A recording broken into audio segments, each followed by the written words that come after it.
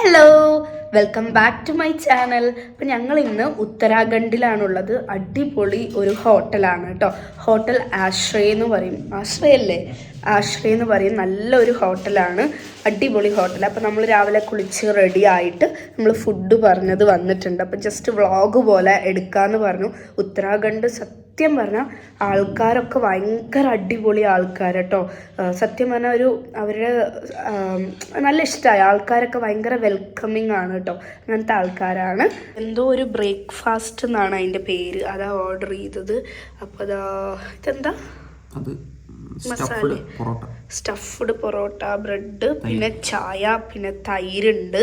തൈര് എനിക്ക് കഴിക്കാൻ പറ്റില്ല തൊണ്ടയുടെ ഇതുകൊണ്ട്. കല്യാണം കഴിച്ചത് നന്നായി. അതുകൊണ്ട് ഇങ്ങനെ നമുക്ക് ഷൂസൊക്കെ കെട്ടിത്തരാൻ നമുക്കൊരാളെ വെറുതെ കിട്ടും. വളരെ മനോഹരമായ കുറച്ച് ദിവസങ്ങൾ നൽകിയിട്ടാണ് 2025 അവസാനിക്കാൻ വേണ്ടി പോകുന്നത് കേട്ടോ. എനിക്കും അഖിലേട്ടനും ഒട്ടും എക്സ്പെക്റ്റ് ചെയ്യാതെ കിട്ടിയ ഒരു യാത്രയായിരുന്നു ഉത്തരേന്ത്യയിലോട്ട്. ഉത്തരേന്ത്യയിലെ ഉത്തരാഖണ്ഡിലോട്ടാണ് ഞങ്ങൾ പോയത്. ഉത്തരാഖണ്ഡിലെ ഡെറാഡൂണിലാണ് കേട്ടോ ഞങ്ങൾ സ്റ്റേയും ഫുഡും അക്കോമഡേഷനും ഒക്കെ. ആ ഡെറാഡൂണിനെ ഒരു സെൻറ്റർ പോയിൻ്റായിട്ട് എടുത്തിട്ട് അവിടുന്ന് റൈറ്റിലോട്ടും ലെഫ്റ്റിലോട്ടും പോയാൽ കുറേയധികം സ്ഥലങ്ങൾ കാണാനുണ്ട് കേട്ടോ. ഇതൊക്കെ തന്നെ ഞങ്ങൾക്ക് ഗൈഡ് ചെയ്ത് പറഞ്ഞു തരുന്നത് എൻ്റെ ഫ്രാൻസിലെ ഫ്രണ്ടാണ് കേട്ടോ. ആൾക്ക് ഇന്ത്യയെപ്പറ്റി ഞങ്ങളെക്കാൾ കൂടുതൽ അറിയാട്ടോ. അത് കേട്ടപ്പോൾ ശരിക്കും ഒരു പ്രൗഡായിരുന്നു. നമുക്കൊന്നും അറിയില്ലല്ലോ എന്നുള്ളൊരു ചെറിയ കുറ്റബോധമൊക്കെ മനസ്സിലുണ്ടായിരുന്നു കേട്ടോ. ആദ്യത്തെ ദിവസം ഞങ്ങൾ പോയത് ഇന്ത്യയിലെ തന്നെ ഏറ്റവും വലിയ ബുദ്ധ ടെമ്പിളായ ഒരു സ്ഥലത്തോട്ടാണ്. ഞങ്ങൾ പോയ സമയം അവിടെ ക്ലോസ് ചെയ്തേക്കുമായിരുന്നു എന്തോ ഒരു പരിപാടിയുമായി ബന്ധപ്പെട്ടിട്ട്. എങ്കിലും അവിടെയുള്ള കുറച്ച് കാഴ്ചകളൊക്കെ കാണാൻ വേണ്ടി പറ്റുമായിരുന്നു. പൂന്തോട്ടങ്ങളും കാഴ്ചകളും എല്ലാം കണ്ടിരുന്നു. ഭയങ്കര ഒരു ഡിവൈനിറ്റി ആയിരുന്നു കേട്ടോ അനുഭവിക്കാൻ വേണ്ടി പറ്റിയത്. ശാന്തത, സമാധാനം എങ്ങനെയാണെന്നുള്ളത് അറിയാൻ വേണ്ടി പറ്റി. ഒരു യാത്ര എങ്ങനെ ചെയ്യണം എന്നുള്ളത് കറക്റ്റായിട്ട് ഞങ്ങളെ പറഞ്ഞു തന്നത് ഞങ്ങളുടെ ഫ്രണ്ടായിരുന്നു കേട്ടോ. ഗ്രാമവഴിയിലൂടെ നടന്ന് അവിടുത്തെ കടകളിലെ ആൾക്കാരെ കണ്ട് ഷോപ്പിംഗ് അങ്ങനെയൊക്കെയാണ്. അല്ലാതെ ഇങ്ങനെ വെറുതെ നമ്മൾ കാറിൽ പോയതുകൊണ്ടോ അല്ലെങ്കിൽ കുറച്ച് ഫോട്ടോ എടുത്തതുകൊണ്ടോ യാത്ര അനുഭവിക്കാൻ പറ്റില്ല എന്ന് പറഞ്ഞ് നമ്മളെ വളരെയധികം യാത്ര ശരിക്കും അനുഭവിച്ചറിഞ്ഞ് യാത്ര ചെയ്യണം എന്ന് പറയില്ലേ, അങ്ങനെയാണ് ഞങ്ങളെ കൊണ്ട് യാത്ര ചെയ്യിപ്പിച്ചത്. പിന്നെ അന്നത്തെ ദിവസം തന്നെ നമ്മൾ അവിടെ ഉള്ള ഒരു കേവിലോട്ടാണ് പോയത്. ആ ഒരു കേവ് വളരെ അടിപൊളിയായിരുന്നു കേട്ടോ. കേവിൽ ഫുള്ള് വാട്ടറാണ്. ഒരു വാട്ടർ ട്രക്കിംഗ് തന്നെ പറയാം. ഏകദേശം ഒരു 45 മിനിറ്റോളം നമുക്ക് വാട്ടർ ട്രക്കിംഗ് ഉണ്ടാവും കേട്ടോ. വളരെ മനോഹരമായിട്ടുള്ളൊരു കേവായിരുന്നു. അതിൻ്റെ ഷോർട്ട് വീഡിയോ ഞാൻ അപ്ലോഡ് ചെയ്തിട്ടുണ്ട്. രണ്ടാമത്തെ ദിവസം ഋഷികേശിലോട്ടും ഹരിദ്വാറിലോട്ടും കൂടാതെ അവിടെയുള്ള കുറേയധികം അമ്പലങ്ങളിലോട്ടുമാണ് പോയത് കേട്ടോ. അവിടെ ഉത്തരേന്ത്യയിലെ മെയിനായിട്ട് പറഞ്ഞാൽ അവിടെ അവർക്ക് കുറേയധികം ദൈവങ്ങളാണ്. കുറേയധികം പേരുകളിൽ അറിയപ്പെടുന്ന ദൈവങ്ങൾ, നമ്മളറിയാത്ത കുറേയധികം ദൈവങ്ങളുണ്ട്. ശരിക്കും അവരാണ് യഥാർത്ഥ ഭക്തി. നമ്മൾ കാണിക്കുന്ന ഭക്തിയൊന്നും അല്ല കേട്ടോ. അവരുടെ യഥാർത്ഥ ഭക്തി നമ്മൾ കാണണം. അങ്ങനെ ചില അമ്പലങ്ങളിൽ കുറേയധികം പേരുകളിൽ അറിയപ്പെടുന്ന അമ്പലങ്ങൾ. ഇത് പോകുന്നത് സിപ്പ് ലൈനാണ്. മലമ്പുഴ ഡാം ഉണ്ടാക്കിയ ആൾക്കാർ തന്നെ, മലമ്പുഴ ഡാമിലെ സിപ്പ് ലൈൻ ഉണ്ടാക്കിയ കമ്പനി തന്നെയാണ് ഇവിടെയും സിപ്പ് ലൈൻ ഉണ്ടാക്കിയിരിക്കുന്നത് കേട്ടോ. നമ്മളവിടെ മലമ്പുഴ ഡാം എന്നുള്ള പേരൊക്കെ കണ്ടിരുന്നു കേട്ടോ. അതിനുശേഷം ഇതൊരു ടെമ്പിളാണ്, മലയുടെ മുകളിലുള്ളൊരു അമ്പലമാണ് കേട്ടോ. ഇവിടെ എന്ന് പറഞ്ഞാൽ മെയിനായിട്ട് അമ്പലം കാണുക എന്നുള്ളതിലുപരി നമ്മൾ ആ ഒരു മല കയറുക എന്നുള്ളൊരു ഡിവൈനിറ്റിയാണ് കേട്ടോ. പ്രകൃതിയെ തൊട്ടറിഞ്ഞ്. അടുത്തത് ഹരിദ്വാറിലൂടെ ഒഴുകുന്ന ഗംഗയാണ് കണ്ടുകൊണ്ടിരിക്കുന്നത്. ചാടി തിമർത്തൊഴുകുന്ന വളരെ ഭംഗിയുള്ള ഗംഗയാണ് കേട്ടോ കാണാൻ വേണ്ടി പറ്റുന്നത്. ഗംഗയുടെ സൈഡിലൂടെ ഇങ്ങനെ നടക്കുമ്പോൾ കിട്ടുന്നൊരു ഫീൽ ഉണ്ടല്ലോ, ഒരു എനർജി, അതൊന്ന് വേറെ തന്നെയാണ് കേട്ടോ. അങ്ങനെ നമ്മൾ കുറച്ച് സഞ്ചരിച്ചാൽ നമ്മൾ ഋഷികേശ് എത്തും. ഋഷികേശിൽ കാണുന്ന ഗംഗ വളരെ ശാന്തമായിട്ടാണ് ഒഴുകുന്നത്. രണ്ട് സ്ഥലത്തു നിന്നും നമുക്ക് കിട്ടുന്ന എനർജി ലെവല് ഡിഫറെൻ്റ് ആണ് കേട്ടോ. ആ ഒരു ഇത് നമ്മൾ ഫീൽ ചെയ്യുമ്പോൾ കിട്ടുന്നൊരു സുഖം ഉണ്ടല്ലോ. ഞങ്ങളിപ്പോൾ ഉണ്ടല്ലോ രാജ്, എനിക്ക് പേര് മറന്നുപോയി. എന്തായാലും ഇത് ഋഷികേശാണ് കേട്ടോ. നമ്മൾ ഹരിദ്വാറിൽ പോയിരുന്നു. സത്യത്തിൽ ഈ ഋഷികേശിൽ ഒഴുകുന്ന ഈ ഗംഗയെ എനിക്കിങ്ങനെ എടുത്തിട്ട് വീട്ടിൽ കൊണ്ടുപോകാൻ തോന്നുന്നു. അത്ര അടിപൊളിയായിട്ടാണ് ഒഴുകണത്. എങ്ങനെ പറഞ്ഞു തരാമെന്നറിയില്ല കേട്ടോ. അത്രയും ബ്യൂട്ടിഫുള്ളാണ് ഋഷികേശിലെ ഗംഗ. ഹരിദ്വാറിൽ വേറൊരു എനർജി ആയിരുന്നു, ഋഷികേശിൽ വേറൊരു എനർജിയാണ്. എനിക്ക് മോസ്റ്റ്ലി ഇഷ്ടമായത് ഇതാണ്.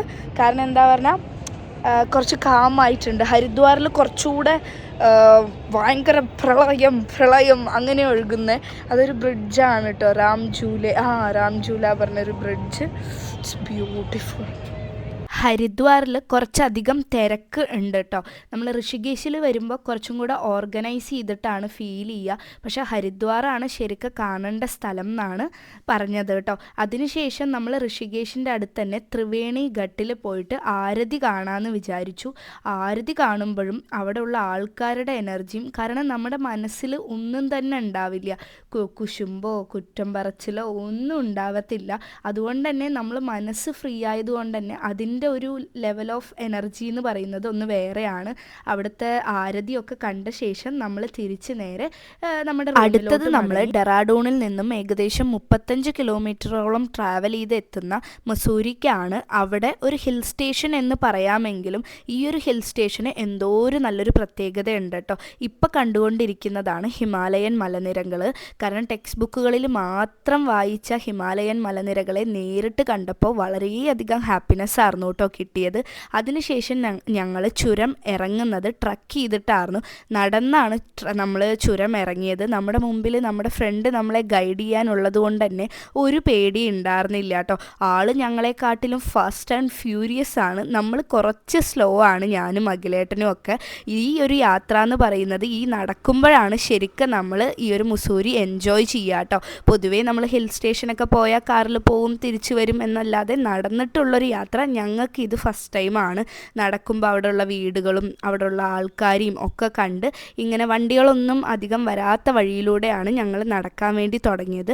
അത്യാവശ്യം ചില സ്ഥലത്ത് നല്ല സ്ലോപ്പ് ഉണ്ടായിരുന്നു, ചില സ്ഥലത്ത് നല്ല കയറ്റം ഉണ്ടായിരുന്നു.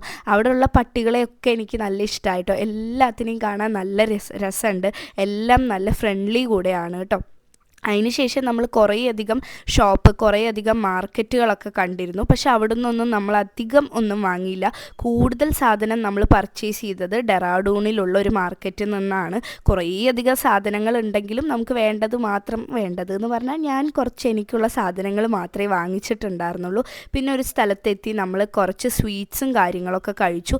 നമ്മൾ ഏകദേശം ട്രക്ക് ചെയ്ത് താഴെ ഇറങ്ങി വന്നു കേട്ടോ. ഇനി ഇവിടുന്ന് നമുക്ക് കാറ് പിടിച്ചിട്ട് വേണം നമുക്ക് നമ്മുടെ സ്ഥലത്തിലോട്ട് എത്താൻ വേണ്ടിയിട്ട്. ഇതാണ് മസൂരിയുടെ സെൻറ്റർ. നമ്മൾ എത്തിയ ശേഷമുള്ള ഇവിടുന്ന് ചുരം കയറിയിട്ട് വേണം നമ്മൾ ആ മലനിരകൾ കാണാൻ വേണ്ടി പോകാൻ കേട്ടോ. ഇവിടെ അത്യാവശ്യം റഷും കാര്യങ്ങളൊക്കെ ഉണ്ടായിരുന്നു. ഇതിന് ശേഷം നമ്മൾ വേറെ കുറേ സ്ഥലങ്ങൾ കണ്ടിരുന്നു, കുറേ സ്ഥലത്തിലൂടെ നടന്നു പോയിരുന്നു, കുറേ മാർക്കറ്റ് എക്സ്പ്ലോർ ചെയ്തിരുന്നു.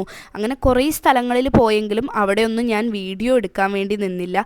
കാരണം ത്രൂ ഔട്ട് ആ ഒരു ജേണി എൻജോയ് ചെയ്യുകയായിരുന്നു. പിന്നെ നമ്മൾ തിരിച്ചുള്ള വണ്ടിയിലോട്ടുള്ള നമ്മുടെ എയർപോർട്ടിലെത്തി. ഇതാണ് ഡെറാഡൂൺ എയർപോർട്ട് കേട്ടോ. വളരെ ചെറിയൊരു എയർപോർട്ടാണെങ്കിലും വളരെ നല്ലൊരു എയർപോർട്ട് കൂടെയാണ്. ഇവിടുന്ന് പോകുമ്പോൾ ചെറിയൊരു വിഷമവും കാര്യങ്ങളൊക്കെ ഉണ്ടായിരുന്നു കേട്ടോ നമുക്ക്. കാരണം ഫസ്റ്റ് ടൈമാണ് ഞങ്ങൾ ഇത്രയും അടിപൊളിയായിട്ട് യാത്ര ചെയ്തത്. യാത്രയെ തൊട്ടറിഞ്ഞുള്ളൊരു യാത്ര എന്നൊക്കെ വേണമെങ്കിൽ പറയാം. അങ്ങനെ വളരെ മനസ്സിനെ ഭയങ്കര ശാന്തമാക്കിയിട്ടാണ് ഈ ഒരു യാത്ര അവസാനിച്ചിരിക്കുന്നത്. വളരെയധികം എൻജോയ് ചെയ്തൊരു യാത്ര കൂടിയായിരുന്നു കേട്ടോ. അപ്പോൾ എൻ്റെ ഒരു വീഡിയോ ഇഷ്ടമായി എന്ന് പറഞ്ഞാൽ ലൈക്ക് ചെയ്യാനും സബ്സ്ക്രൈബ് ചെയ്യാനും ഒന്നും മറക്കണ്ട. നെക്സ്റ്റ് വീഡിയോയിൽ കാണാം.